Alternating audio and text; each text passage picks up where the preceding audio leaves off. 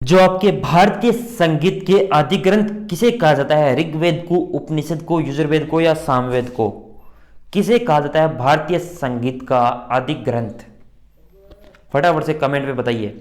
भारतीय संगीत का आदि ग्रंथ है वो किसे कहा जाता है? वो कहा जाता है दोस्तों, आप ये राइट आंसर फटाफट से कमेंट बॉक्स में बताइए। जितने भी स्टूडेंट लाइव है, क्वेश्चन नंबर 31, इसका राइट आंसर होगा ऑप्शन नंबर डी। सामवेद को भारतीय संगीत का आदि ग्रंथ कहा जाता है, ऑप्शन नंबर डी। भारत की प्रथम वेदी निर्माता कौन था दोस्तों? प्रथम मनु, चाणक्य, चंद्रगुप्त, शैल्यूकस। प्रथम वेदी का निर्माता किसे कहा जाता है, यह बताना है आप सभी को। चलिए फटाफट से आंसर दीजिए। जितने भी स्टूडेंट लाइव है, एक बार अपने कमेंट में आंसर सभी स्टूडेंट के आना चाहिए। क्वेश्चन नंबर आपका 32 है, इसका राइट आंसर बताइए सभी स्टूडेंट है वो। क्वेश्चन नंबर 32, प्रथम विधि के निर्माता किसे कहा जाता है? वो कहा जाता है आपका ऑप्शन नंबर ए हो जाएगा, मनु को कहा जाता है अपना प्रथम विधि के निर्माता का। चलिए, कपिल मुनि द्वारा प्रतिपादित दार्शनिक प्रणाली कौन सी है? पूर्व मीमांसा, सांख्य दर्शन, न्याय दर्शन या उत्तर मीमांसा? कौन सी है कपिल मुनि द्वारा प्रतिपादित दार्शनिक प्रणाली? फटाफट से बताइए, जो भी आपको राइट लगे वो आंसर बताना है। क्वेश्चन नंबर 33 आपके सामने, कपिल मुनि द्वारा प्रतिपादित दार्शनिक प्रणाली कौन सी है? वह आपकी ऑप्शन नंबर बी हो जाएगी, सांख्य दर्शन हो जाएगा इसका राइट आंसर। चलिए नेक्स्ट क्वेश्चन आपके स्क्रीन पर, निम्नलिखित में से किसका संकलन ऋग्वेद पर आधारित है? यजुर्वेद, सामवेद, अथर्ववेद? किसका संकलन है दोस्तों, फटाफट से बताइए। चलिए, ऋग्वेद पर किसका संकलन ऋग्वेद पर आधारित है दोस्तों? क्वेश्चन नंबर 34 का राइट आंसर होगा ऑप्शन नंबर आपका बी, सामवेद। सामवेद इसका राइट आंसर हो जाएगा। सामवेद है वो ऋग्वेद का पर आधारित संकलन है। नेक्स्ट, चरक संहिता का नामक पुस्तक किस विषय से संबंधित है, यह बताना है। जो चरक संहिता पुस्तक है ये किससे संबंधित है? अर्थशास्त्र, राजनीतिक, चिकित्सा या धर्म से? किससे संबंधित है? क्वेश्चन नंबर 35, इसका राइट आंसर होगा दोस्तों ऑप्शन नंबर सी, चिकित्सा से संबंधित है ये। जो चरक संहिता का नामक पुस्तक है इसके दोस्तों चिकित्सा से संबंधित ही ये पुस्तक है। सबसे प्राचीन वेद कौन सा है? सबसे प्राचीन वेद कौन सा है? ऋग्वेद, यजुर्वेद या सामवेद या अथर्ववेद? सबसे प्राचीन वेद आप सभी को पता है कि ऋग्वेद है, यह सबसे प्राचीन वेद माना जाता है। ऋग्वेद के अंदर कितने मंडल है? 7, 8, 9, 10। ऋग्वेद के अंदर कुल कितने मंडल है? ऋग्वेद के अंदर दोस्तों आपके 10 मंडल है और 1028 जो सूक्ति है। आर्य भारत, जो आर्य है भारत में संभवतः कहां से आए थे? यूरोप से, मध्य एशिया से, पूर्वी एशिया से या अन्य क्षेत्रों से? जो आर्य थे दोस्तों भारत के अंदर दोस्तों कहां से आए थे संभावना के तौर पर? वह दोस्तों मध्य एशिया से आए थे भारत के अंदर। भारत का कौन सा वेद अंशतः गद्य रूप में भी परिचित है? ऋग्वेद, यजुर्वेद, सामवेद या अथर्ववेद? जादू टोना वाला वेद भी अथर्ववेद है आपका। आपका यजुर्वेद है, ये आपका अंशतः गद्य के रूप में भी प्रचलित है। ऋग्वैदिक युग में प्राचीनतम संस्था कौन सी है? सभा, समिति, विद्वत या परिषद? ऋग्वैदिक युग में प्राचीनतम संस्था कौन सी है दोस्तों, वो बताइए फटाफट से। वो हो जाएगी विद्वत। प्राचीन व्याकरण का अष्टाध्यायी के रचनाकार गौतम, कपिल, पतंजलि या पाणिनि?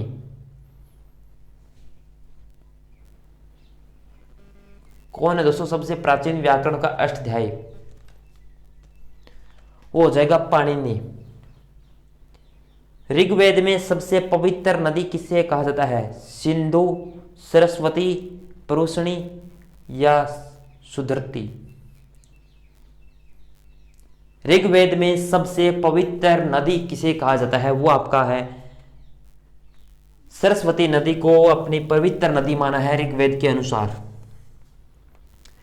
वैदिक समाज की आधारभूत इकाई थी शहर, ग्राम, विष, जन?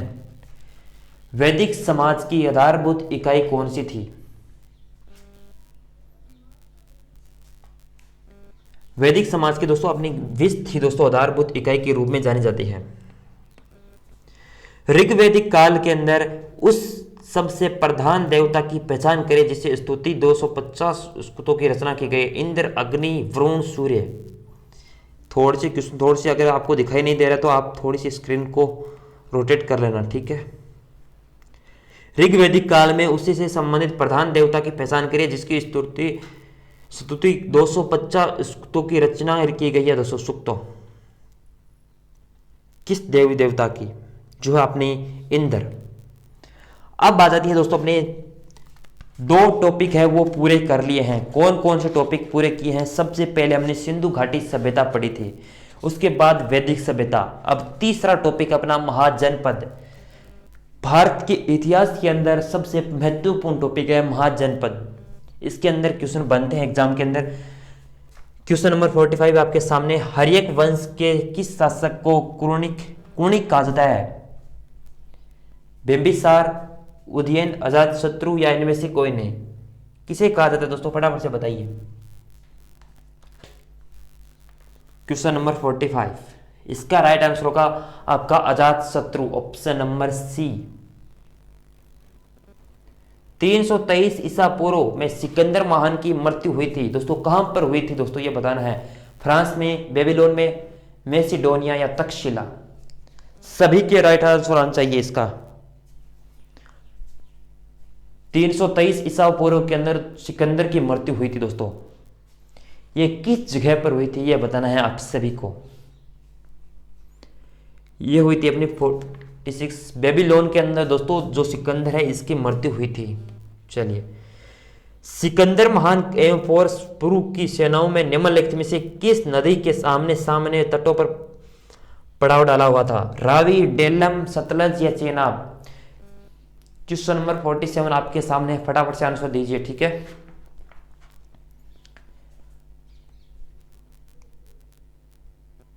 चलिए, इसका ये झेलम नदी के दोस्तों तट पर दोस्तों जो सिकंदर महान जो पुरुष की सेनाओं ने इनमें से दोस्तों जो झेलम नदी है इसके अंदर वहां पर पड़ाव डाला था अपना, ठीक है। झेलम नदी कहां पर है दोस्तों? फटाफट से कमेंट कीजिए। झेलम नदी है वो किस जगह पर स्थित है? चलिए दोस्तों, थोड़ी सी क्वेश्चन है अभी। चलिए, नंद वंश के संस्थापक कौन था? नंद वंश के संस्थापक महापदनंद, कालाशोक, घनानंद या नागार्जुन? नंद वंश के शासक किसे माना जाता है यह बताना है आप सभी को।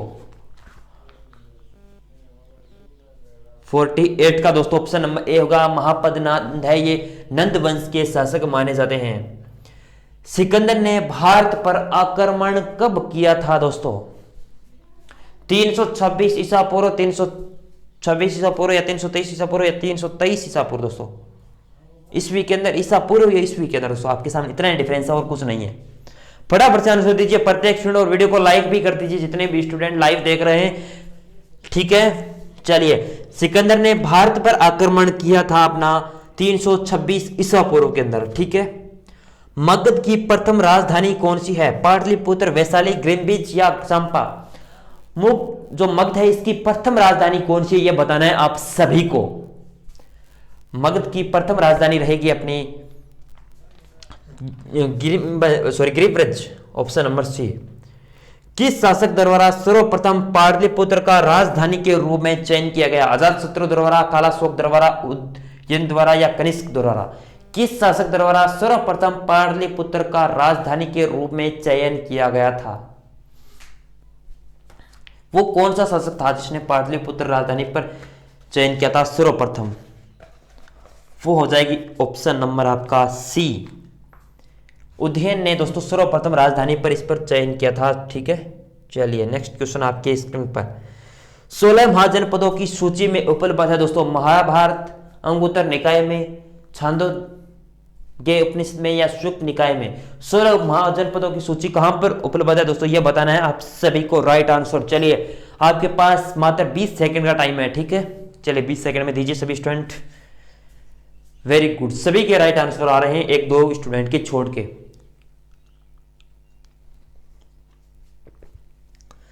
चलिए, सभी का राइट आंसर आना चाहिए। चलिए, वेरी गुड। 52 का राइट आंसर हो जाएगा दोस्तों अपना ऑप्शन नंबर बी, अंगुत्तर निकाय में। नंद वंश का अंतिम सम्राट है वो कौन था? चार ऑप्शन आपके सामने, महापद्मनाथ, गणानंद या कलाशोक या इनमें से कोई नहीं। नंद वंश का अंतिम सम्राट कौन था यह बताना है आप सभी को 53 का। ये थे दोस्तों ऑप्शन नंबर बी आपका राइट हो जाएगा, घनानंद थे इसके जो सम्राट थे। सिकंदर के आक्रमण के समय उत्तर भारत में निम्नलिखित में से राजवंश में किस एक शासन का था दोस्तों? किसका शासन था? नंद का, मौर्य का, शुंग का या कणव का? सिकंदर के समय जो उत्तर समय भारत के निम्नलिखित में किसका शासन था दोस्तों? ये बताना है आप सभी को। जो सिकंदर का आक्रमण हुआ था उत्तर भारत के अंदर दोस्तों, उस समय अपने जो राजवंश के कौन शासक था यह बताना है आप सभी को। 54 का राइट आंसर ऑप्शन नंबर आपका ए हो जाएगा, नंद थे अपने राजवंश के शासक। चलिए 1 मिनट दोस्तों, यहां पर क्वेश्चन, नेक्स्ट क्वेश्चन। अब दोस्तों हमारा चौथा टॉपिक रहेगा धार्मिक आंदोलन। धार्मिक आंदोलन है ये करने वाले हैं धार्मिक आंदोलन दोस्तों।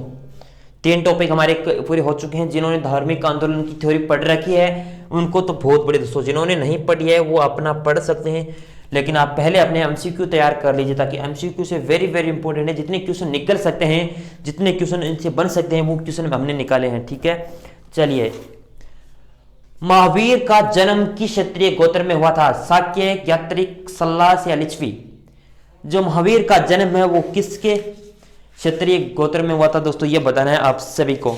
चलिए दोस्तों फटाफट से दोस्तों 1 मिनट में थोड़ी सी डिटेल देख लेता हूं दोस्तों कुछ। चलिए दोस्तों निकालिए फटाफट से आंसर दीजिए। महावीर जन्म का किस क्षत्रिय के गोत्र में जो सम में हुआ था दोस्तों, ये बताना है।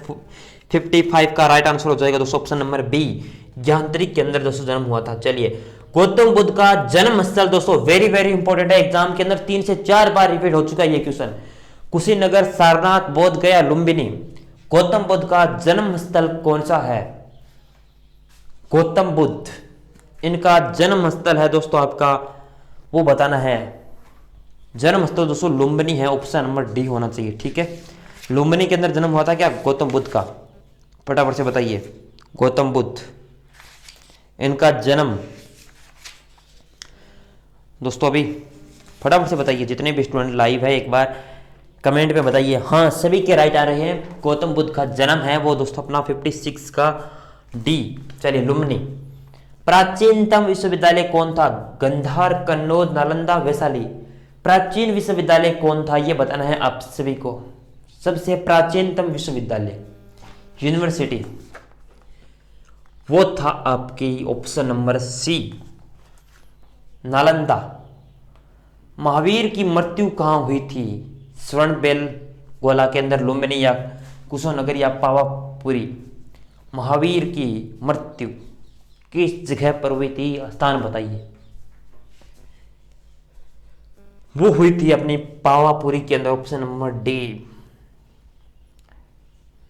किस भाषा में बौद्ध ग्रंथ पिटको लिखा गया है? संस्कृत, अर्धमागधी, पाली या प्राकृत के अंदर?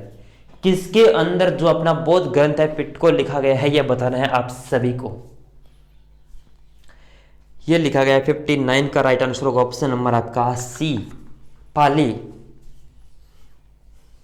चलिए नेक्स्ट क्वेश्चन। जैनियों इनके पहले तीर्थकर कौन थे? जो जैन है ना धर्म के, इनके पहले तीर्थकर वो कौन है? अरिस्टोटमी, पार्श्वनाथ, आदित्यनाथ या ऋषभदेव? इनके पहले तीर्थंकर कौन थे? वो थे अपने ऋषभदेव। चलिए, जैन परंपरा के अनुसार जैन धर्म में कुल कितने तीर्थंकर थे या तीर्थंकर थे? 20, 22, 24 या 14? जैन धर्म के अनुसार कितने कुल तीर्थंकर थे? वो थे अपने 24। और 24 में कौन थे दोस्तों? फटाफट से कमेंट में बताइए। त्रिपिटक का धर्म ग्रंथ है दोस्तों, जो जैनों का, बौद्धों का या सिखों का, हिंदुओं का त्रिपिटक ग्रंथ है, ये किस धर्म का है? 62 का right answer option number B हो जाएगा, बौद्धों का है त्रिपिटक ग्रंथ है ये। चलिए नेक्स्ट क्वेश्चन आपके स्क्रीन पर। अगर कुछ क्वेश्चन स्टूडेंट अगर विजिबल नहीं दिखाई दे रहा है तो कमेंट कर देना, ठीक है। 1 मिनट दोस्तों। निम्नलिखित में से किस स्थान पर परिनिर्वाण मृत्यु प्राप्त किया था दोस्तों? जो बुद्ध ने दोस्तों निम्नलिखित में से किस स्थान पर दोस्तों अपनी मृत्यु को प्राप्त किया था? कुशीनगर, कुशीनारा या कुशीनगर जो वर्तमान में उत्तर प्रदेश के अंदर है, कपिल वस्तु में, पावा में, कुंडग्राम के अंदर, कहां पर दोस्तों बुद्ध ने दोस्तों अपनी मृत्यु के वहां पर निर्माण किया था दोस्तों? मृत्यु प्राप्त हुई थी बुद्ध को, ये बताना है 63 का। ये हुई थी अपने कुशीनगर जो उत्तर प्रदेश के अंदर है, ऑप्शन नंबर ए। किसके द्वारा तृतीय बौद्ध संगति को संरक्षण प्रदान किया गया? कनिष्क, अशोक, महाकश्यप, उपालि। किसके द्वारा तृतीय बौद्ध संगति को संरक्षण प्रदान किया गया था? ये दिया गया था आपके ऑप्शन नंबर आपका 64 का बी, अशोक के द्वारा। गौतम बुद्ध ने अपना प्रथम उपदेश कहां पर दिया गया था? बोध गया में, लुम्बिनी में, सारनाथ में, कुशीनगर के अंदर। मृत्यु कहां पर होती है अपनी? कुशीनगर के अंदर। जन्म लुम्बिनी के अंदर। और प्रथम उपदेश है वो कहां पर दिया था? 65 का, वो दिया था अपना सारनाथ के अंदर। याद कर लेना, गौतम बुद्ध का जन्म होता है लुम्बिनी के अंदर, मृत्यु होती है कुशीनगर के अंदर, प्रथम उपदेश दिया था वो दिया सारनाथ के अंदर। ठीक है। जातक किसका ग्रंथ है? वैष्णव, जैन, बौद्ध, शैव। जातक है ये किसका ग्रंथ है? ये आप सभी को बताना है कमेंट बॉक्स में मात्र 10 सेकंड के अंदर। A B C D 4 option है आपके सामने। जातक है ये किसका ग्रंथ है दोस्तों? 66 ऑप्शन नंबर आपका सी हो जाएगा। बौद्ध है इसका ग्रंथ है। सिद्धार्थ बुद्ध को ज्ञान की प्राप्ति कहां पर होती है? वाराणसी, सारनाथ, कुशीनगर, बोध गया। सिद्धार्थ बुद्ध को ज्ञान की प्राप्ति कहां से होती है ये बताइए? 67 वो होती है अपनी बोध गया। सारनाथ का प्रथम प्रवचन कहलाता है महाविनिकर्षण, महापरिनिर्वाण, महाकर्षण अभिषेक या धर्म चक्र प्रवर्तन। वेरी वेरी इंपॉर्टेंट है क्वेश्चन एग्जाम के अंदर दोस्तों। पिछली बार 18 के अंदर या 19 के अंदर भी पूछा गया है ये क्वेश्चन। सारनाथ में बुद्ध का प्रथम प्रवचन कहलाता है दोस्तों, क्या कहलाता है? 68 का राइट आंसर। 68 का दोस्तों वो कहलाता है धर्म चक्र प्रवर्तन। सर्वप्रथम शून्यवाद शून्यता का सिद्धांत प्रतिपादन करने वाला बौद्ध दार्शनिक का नाम? असंख्य समुद्र नागार्जुन। दोस्तों 69 का राइट आंसर दोस्तों क्या होने वाला है? एक ऑप्शन ऊपर है लेकिन तीनों में से बता दीजिए आपको राइट आंसर कौन है। सर्वप्रथम शून्यवाद शून्यता का सिद्धांत का प्रतिपादन करने वाला बौद्ध दार्शनिक का नाम वो है ऑप्शन नंबर आपका सी, नागार्जुन। ठीक है, 69 का ठीक है, नागार्जुन। ठीक है, चलिए नेक्स्ट क्वेश्चन फटाफट से। दिलवाड़ा के जैन मंदिरों का निर्माण है किसने करवाया था? थोड़ी टाइपिंग में मिस्टेक है, निर्माण लिखा रखा है लेकिन निर्माण है। चोलों ने, चंदेलों ने, चालुक्य, सोलंकियों ने, राष्ट्रकूटों ने। किसने निर्माण करवाया था? जैन मंदिरों का निर्माण है वो किसने करवाया था? क्वेश्चन नंबर 70 वो करवाया था चालुक्य और सोलंकियों ने। ठीक है, सभी को समझ में आ गया होगा। चलिए दोस्तों